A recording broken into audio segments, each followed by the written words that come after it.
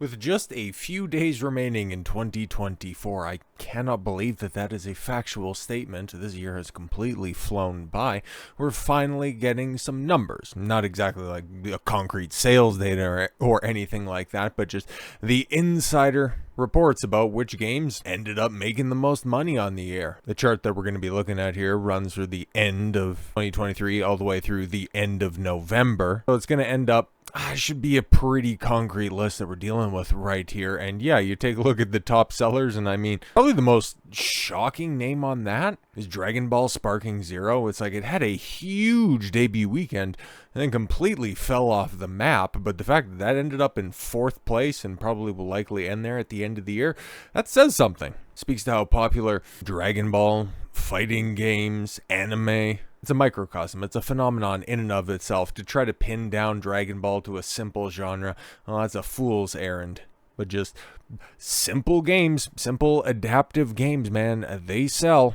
Do right by an IP and then people flock to it. It's a crazy phenomenon, right? But then you see the rest of the stuff that's here. A lot of sports titles, a lot of Call of Duty, 2 Call of Duties in the top 10, top 5 in fact. Modern Warfare 3 sharing the load throughout the beginning of the year, and then Black Ops 6. I forget when did that drop, October or something like that. But yeah, it's in 2nd place on the year, only behind college football 25 from EA. Okay. And then, yeah, we'll just take a look at rounding out the top 10. Then you got Madden, okay, you got not FIFA, Sports MVP bundle, I don't know. And then you got Elden Ring. Oh, okay, interesting. Well, it does kind of make sense, right? Because Shadow of the Erdtree dropped mid-year, and in order to play that, you had to get the base game, but a lot of the retailers were running specials, so if you hadn't hopped on the Elden Ring bandwagon in the preceding 2 years, now would have been the great time to onboard, and then especially with Night Rain coming out next year. Well, that's a totally different kettle of fish. But I guess the best performing game to come out this year, full stop. That's not a Dragon Ball property. Those are always phenomenons, okay? But Dragon's Dogma 2, clocking in at 10. That's kind of crazy, right? Because that game kind of came and went. It was riddled with microtransactions, so in this list, yes, ranked on dollars sales, because this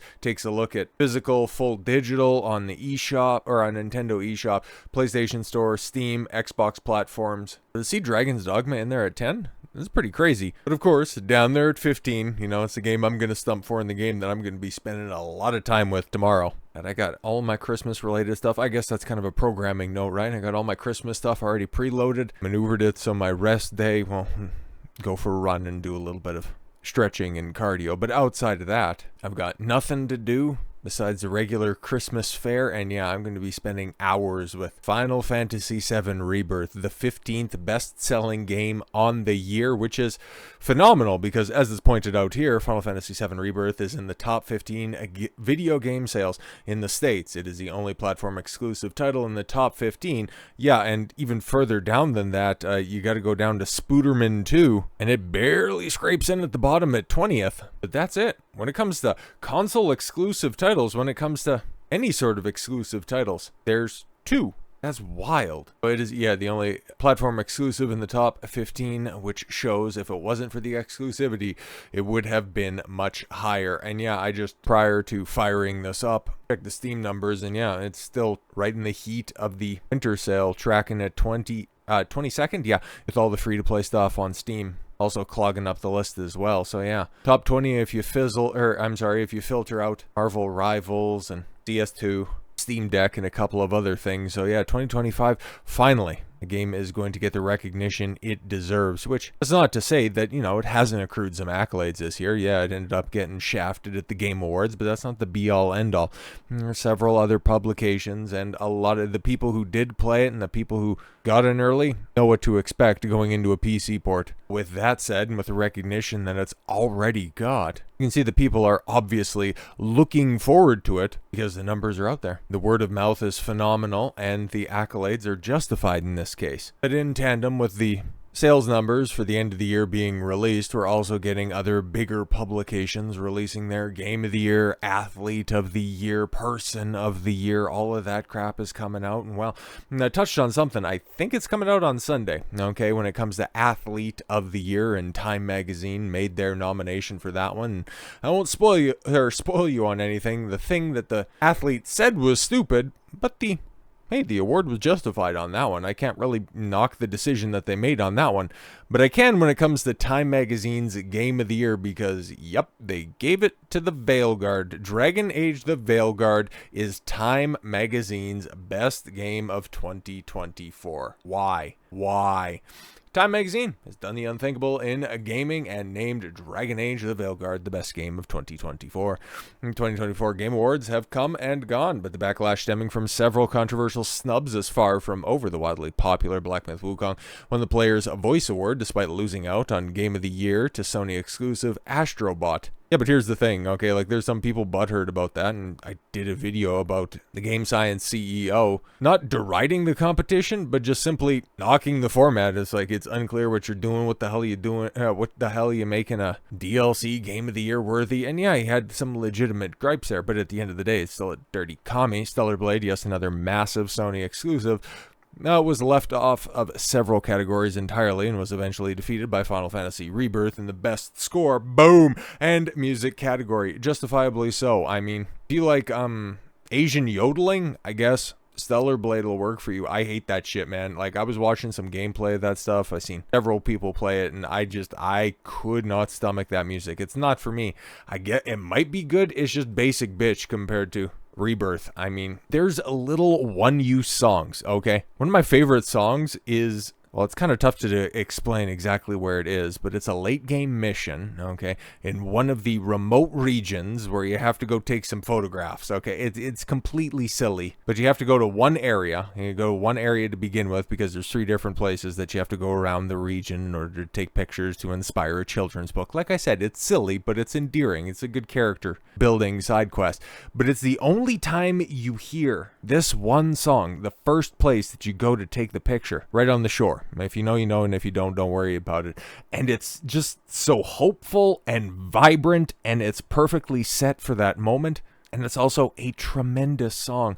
And also, songs for card battles, there's one you also hear only once, and it's amazing. I guess, oh yeah, it doesn't have over the top of it, so I guess, you know, bodysuit enthusiasts would be big mad about it, but we'll see how well Stellar Blade does when it comes to PC. The 30th, right? January 30th. I thought it was announced. But anyways, as such, it has become exceedingly clear the majority of gamers that the gap between the actual gamers and those in the games media has never been wider. I mean, Balatro is wildly popular. Black Myth Wukong, yeah. 2 some odd million concurrent players on Steam alone. Astrobot, everybody who played it thought it was well regarded. Shadow of the Erd Tree, there's a case to be made that, yeah, it's a deserving DLC for just the simple amount of content in Metaphor ReFantasio. It's a niche game, but I don't hear anybody who's stumping for Stellar Blade think that it would be more deserving than Metaphor. So I don't know what to tell you, man. In a move that seemed like an obvious attempt to incite outrage, Time released their 10 best video games of 2024, 1 week ahead of the Game Awards, with several extremely questionable selections making it onto the list. The most notable titles that were left off were Space Marine 2 and Stellar Blade. Really? Because Space Marine 2, man, a lot of good stuff, but does it get repetitive after a while? Is there a lot of variation in that? I don't know, man. I think they're probably both deserving, especially, you know, with Veilguard on there, okay? But yeah, Astrobot at 2, Rebirth at 3, Silent Hill 2, and then this goofy-ass Neva shit, okay? Alan Wake 2, oh, some DLC, A Night Springs in a Lake House doesn't deserve to be on there. Star Wars Outlaws, don't make me laugh. Lego Horizon Adventures, bruh, and then Helldivers 2. What are we doing out there, okay? Yeah, definitely. Switch out 1, 2 for the other. You can get, you know, Alan Wake 2 off this list. Slapping Space Marines, and yeah, get that Neva shit out of here, and then put in Eve. There you go. You barely have to change, you know, signage, okay? You remove one letter, and then you just swappy out a vowel. It's like, we're good to go, okay? But it's almost impossible to discern what Time was thinking when when making these selections. There were also 2 Alan Wake DLCs that got shared at the 6th spot. You had no inclusion of Shadow of the Erd Tree, yeah, which is just wild to think about. Alan Wake 2 is a title famously connected to Yes, the Sweet Baby Inc. And more on them in the coming days, because Remedy is having some buyer's remorse when it comes to hiring consultant firms, but more on that later. Yeah, and Star Wars Outlaws making the list at 8. It's like, unless we're talking about biggest dumpster fires on the year, there is no list that game should be on. It is busted. I'm not even talking about, you know, making the main character ugly, you know, just putting in Mam Solo.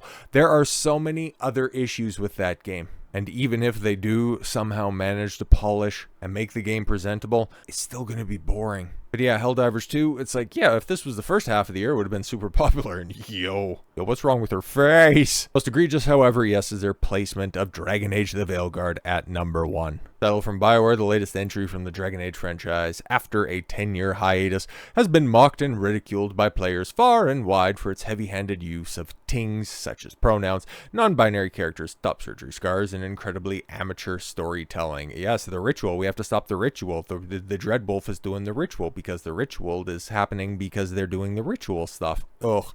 Non-binary character. Oh, I'm sorry. Dragon Age the Veilguard failed so miserably at appealing to mass audiences that even the Game Awards only gave it 1 nomination, and it lost. But, oh, okay. Likely due to their contracting of a known accessibility consultant and trans representation enthusiast, Laura Kate Dale. Interesting. University of Guelphs and Neurodiversity Network presents. Oh my god, bro. Stories of trans and autistic experience of joy. If I never see the word joy again in my life, that would actually provide me with something that used to be represented by that word that, or prior to it being co-opted by a bunch of people that have that 1,000-pill stare, the SSRIs, if you will. Now, regarding the Veilguard, Richard Newby wrote for Times. First, hats off to what has to be the most advanced character creation system ever brought to video games. It's really not. Got like a bunch of superfluous sliders, but it doesn't really allow you to change your physique all that much. You make your eyes all flumpy and far apart, but outside of that, can't make them taller, can't really make them wider all that much. Like it's pretty surface level shit. It's possible to spend hours just fine tuning the look of your character. Yeah, everything from bone structure to tissue placement is considered from every angle. Yeah, except if you want to put an ass or a set of tits on anything.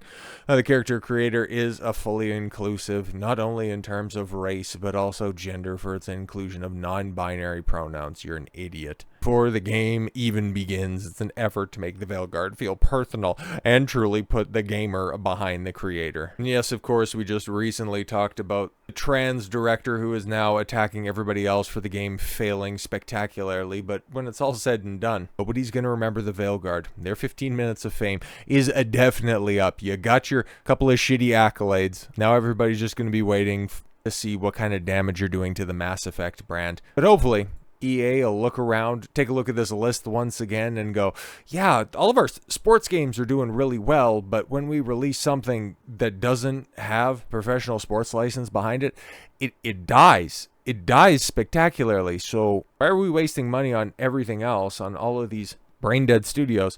And why don't we just put those resources over there? So yes, on one hand, the harbinger of death is definitely hanging around the Edmonton offices of BioWare, but then on the other, they're also making a hell of a lot of money right there, doing absolutely nothing, offering roster updates year after year so they can go ahead and float these vanity projects, which, given the fact that you can only get a couple of laughable wins out of the likes of Time magazine, if you're trying to do it for virtue signaling points, you normally try to aim for bigger fishes than that.